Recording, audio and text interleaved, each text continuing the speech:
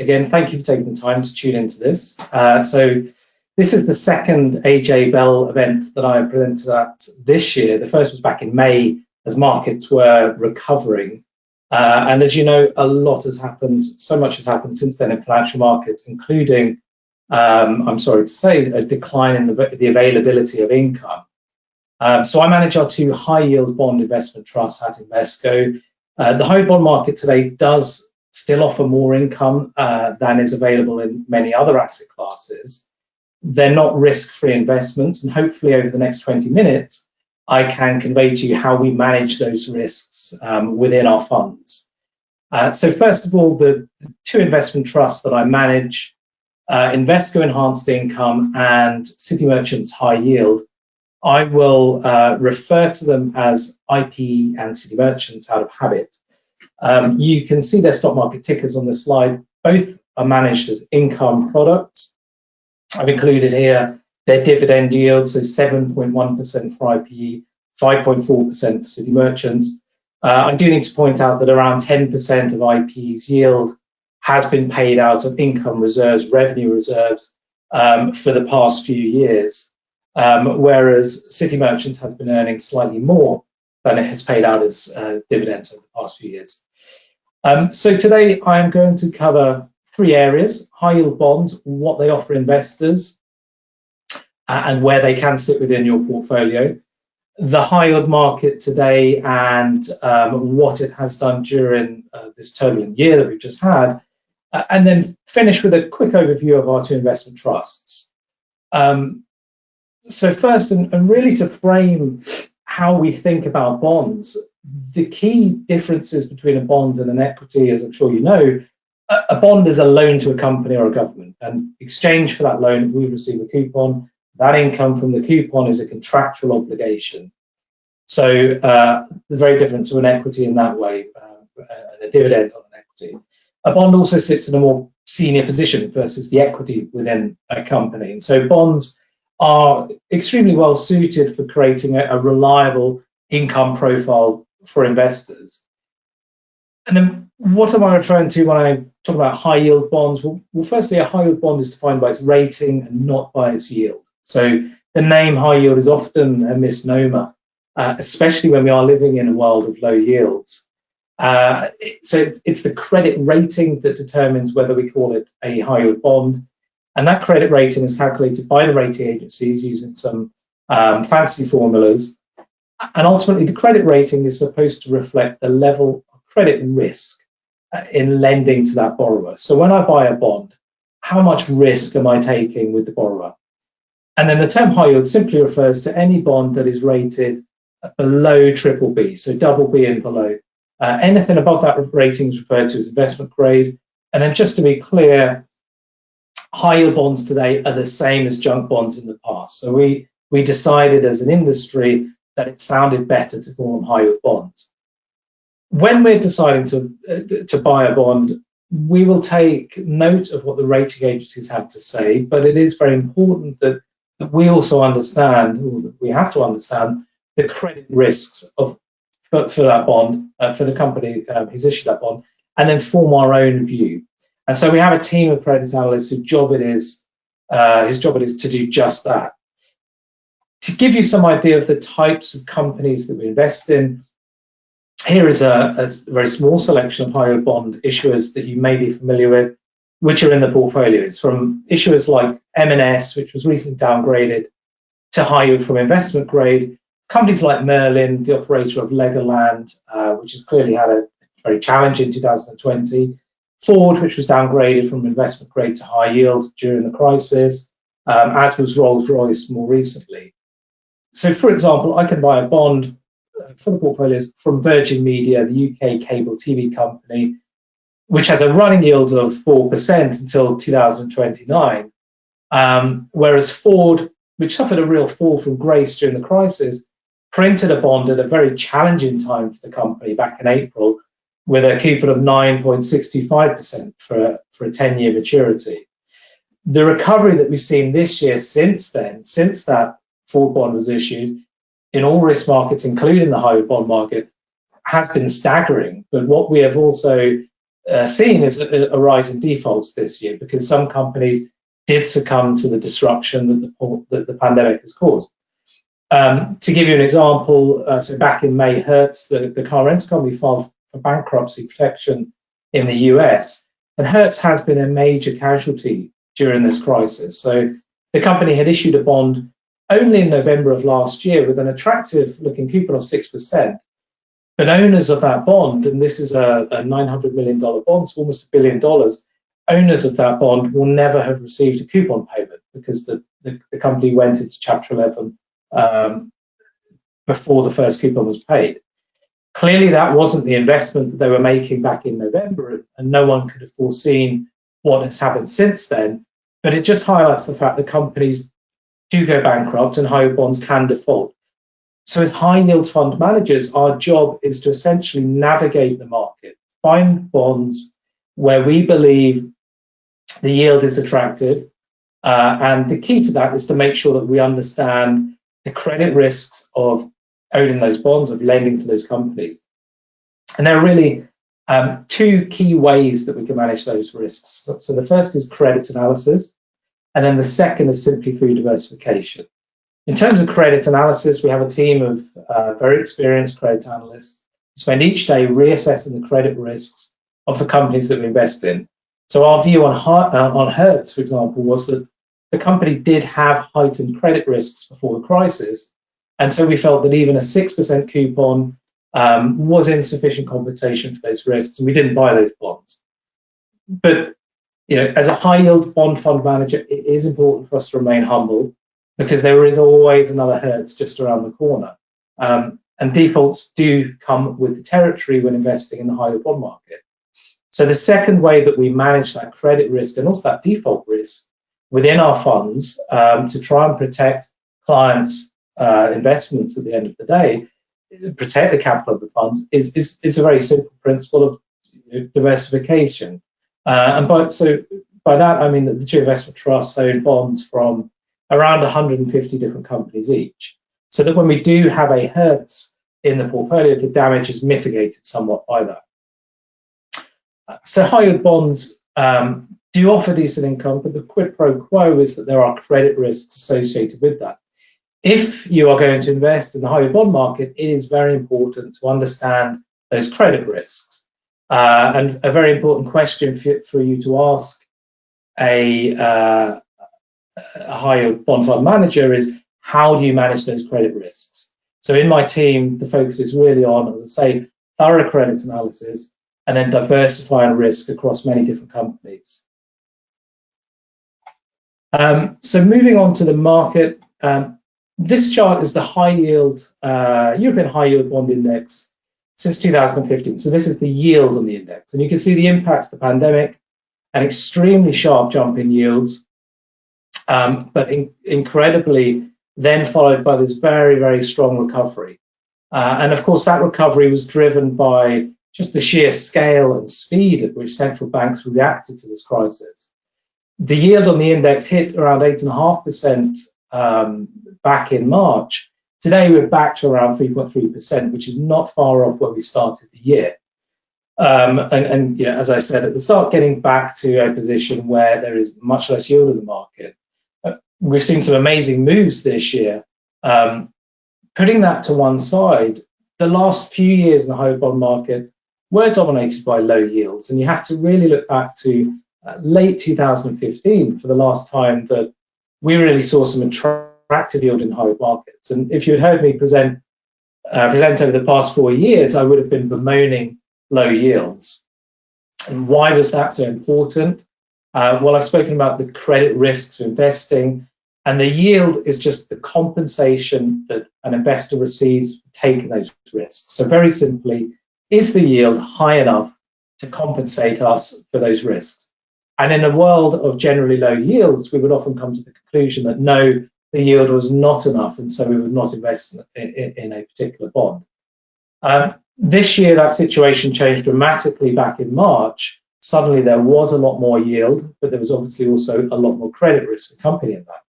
it did create some great opportunities for us as investors. And for the two investment trusts, it was the kind of opportunity we really like, because an investment trust is a closed-ended fund. It means there is no risk of funds being withdrawn at a time when, as a manager, I really want to be buying. And that is a core difference between an open-ended or mutual fund. As I say, since then, the market has recovered a lot. And so yields are once again getting back to relatively low levels. On top of that, we do have an uncertain economic backdrop to work through. A lot of companies have been damaged by the events of this year. Their credit quality will have deteriorated. Our job as fund managers in this market is to navigate that backdrop and to use credit analysis and our skills in credit analysis to really understand what we call the fundamentals of the companies whose bonds we're investing in, and then to invest accordingly. To give you an idea as to how I manage the two trusts, when yields were at those very low levels back in late 2019, our view was that generally many bonds were not offering sufficient yield compensation. So we naturally shifted to a more cautious positioning at the end of the year. Of course, we had no idea what was going to happen next, but that more cautious approach did set us up very well to handle the ensuing crisis. So a couple of bonds on this page and how they behaved during 2020. These are price charts because I think it is important to understand still the kind of price volatility that can hit the high bond market. And Tom touched upon this earlier when he showed some of the price charts in his presentation. On the left here, Ziggo, which is a company you may not have heard of. It's the largest cable TV operator in the Netherlands. It's a very stable business. It's the type of business that a bond fund manager likes for that reason. So this bond was issued back in February before the crisis began to unfold. Within weeks, they were trading at a price of 75. In case you aren't aware, bonds are typically issued at a price of 100. So a 25% loss in just a few weeks. What we were seeing in March was obviously a surge in uncertainty around the pandemic. That was compounded within our market, within several bond markets, but within the high yield bond market by a real lack of liquidity. And that led to a very dysfunctional bond market in March. So by that, I mean that quality companies like Ziggo saw their bonds trade at prices that were more reflective of those issues around markets not functioning than they were, in our opinion, reflecting the impact of the pandemic itself. So that provided us with some great opportunities to buy some cheap bonds from companies that we were very comfortable with, even in a much gloomier outlook in the depths of the concerns around the pandemic. We were able to add bonds like these. Then you can see what happened next in the price chart. Central banks came in, this huge stimulus that they provided to markets, and indeed participating directly in bond markets, and those bonds have recovered back to par. So that's a gain of around a third on the bonds that we bought back at 75. So the message from this chart is, yes, central banks saved the day. They are back in the game again. This time they are back in even bigger size, and whether you agree with them being there or not, that is supportive of bond markets, and which we refer to as right now providing technical support to our market. The second chart here is Ford. This is an example of a bond that was issued at a pretty tough moment in terms of Ford's history. They were having a tough time. As bond investors, we as a market insisted on Ford having to pay a very hefty coupon back then. So back in April, 9.65% to borrow money for 10 years. That's a lot of interest to be paying each year. And as it happened, post that deal, Ford was able to restart production, car dealerships reopened, things generally started to look a lot better for Ford. And throw in the fact that central banks had stepped in, and in fact, the Federal Reserve has even agreed to support Ford's bonds, despite it being rated as high yield. And owning this bond has been a huge success this year. So the price today is around 40. That's a 40% return on a bond in just 8 months. And as I said earlier, as a fund as a bond fund manager, you should always stay humble. We did buy these bonds at new issue. We felt there was some meaningful risk, but that coupon was offering us a very generous return for those risks. But we did sell them at a price of 122, so we haven't made the full 40 points of profit. But we did that because at a price of 122, the yield on those bonds was 6.4%. And there we didn't think that was offering enough compensation for the risks that still surround Ford. Today, the yield at a price of 140 is 4.3%. But really, again, that's why it is so important for us to understand the credit risks of a company, so that we can take a view on a bond's yield, and we can only and then we choose when to invest, and we only invest when we believe that the yield does offer appropriate compensation. So the next page, the default outlook. It is important to talk about the default environment, and hopefully I've explained our approach to credit risk. The worst outcome for us really is to buy a bond when it is first issued, to not spot a change in the credit risk, or to not react to that, and for it to then default on us. Moody's is a rating agency. They provide an outlook for their expectations of the default rate. As you would imagine, with a recessionary backdrop, defaults have risen this year. They're expected to remain elevated into next year. Default forecasts have been revised downwards already this year since the summer. And what you can really see on this chart is the real contrast today to what the market has got used to for the past decade, which is relatively low defaults. So even with unprecedented central bank and fiscal interventions, defaults have risen this year. And again, our job is to navigate through that environment as best as we can.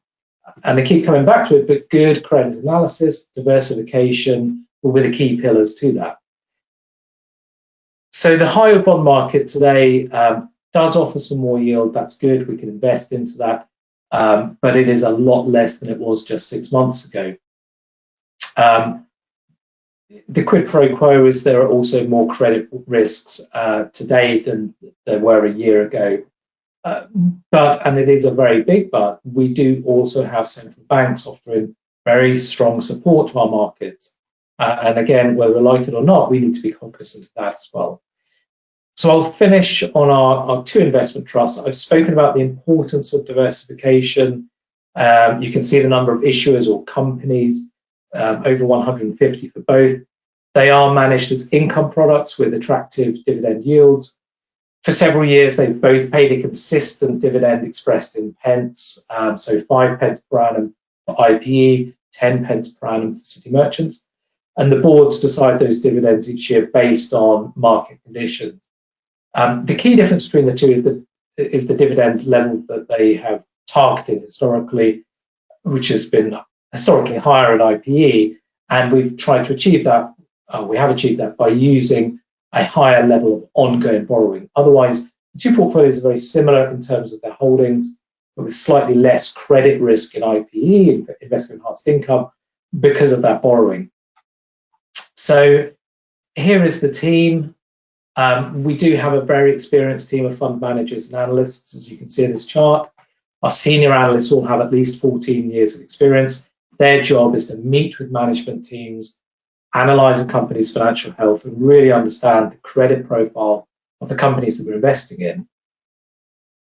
So to finish, as I say, high yield bonds can offer decent income, but there are some risks associated with that. The way that we manage those risks within the trusts is maintaining diversification and using our expertise in credit analysis. Looking ahead, I think that expertise will be even more important in 2021 in navigating our way through what is now a more challenging environment. As I mentioned, my view is that a lot of companies throughout the world will experience some form of decline in their credit profiles as a result of the crisis. Having said that, this has been a very good year in terms of putting some high yielding bonds back into the portfolios, and that will benefit the trust going forward. And as this year has proven, markets do experience setbacks, and what we do have on the desk is the expertise to confidently invest during those moments And then, of course, as I mentioned, an investment trust is the ideal vehicle to be doing that because it is closed. So hopefully I'm within my 20 minutes. Thank you for taking the time to listen.